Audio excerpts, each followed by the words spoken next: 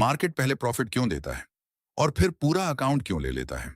क्या आपने कभी सोचा है कि मार्केट शुरुआत में आपको आसानी से प्रॉफिट क्यों दे देता है और फिर एक दिन ऐसा आता है कि वही मार्केट आपका पूरा अकाउंट लगभग खाली कर देता है? असल में गलती मार्केट की नहीं होती, गलती हमारी सोच की होती है। जब कोई नया ट्रेडर मार्केट में आता है तो शुरुआत में उसे कुछ ट्रेड्स में अच्छा प्रॉफिट मिल जाता है। उसे लगता है कि ट्रेडिंग बहुत आसान है, उसका कॉन्फिडेंस बढ़ जाता है।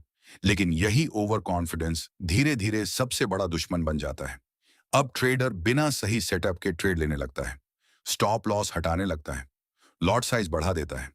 उसे लगता है कि हर बार वही जीतेगा। लेकिन मार्केट किसी का दोस्त नहीं होता। मार्केट सिर्फ नियम मानने वालों को रिवॉर्ड देता है। एक गलत ट्रेड, फिर दूसरा गलत ट्रेड, नुकसान की भरपाई करने के लिए और बड़े ट्रेड, और यहीं से शुरू होता है अकाउंट खत्म होने का सफर। अधिकतर लोग नुकसान इसलिए नहीं करते कि उनकी स्ट्रैटेजी खराब होती है।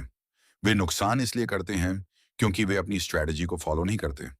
डर, लालच, बदला लेने की भावना और जल्दी अमीर बनने की चाह, यही चार चीजें सबसे ज्यादा अकाउंट उड़ाती हैं।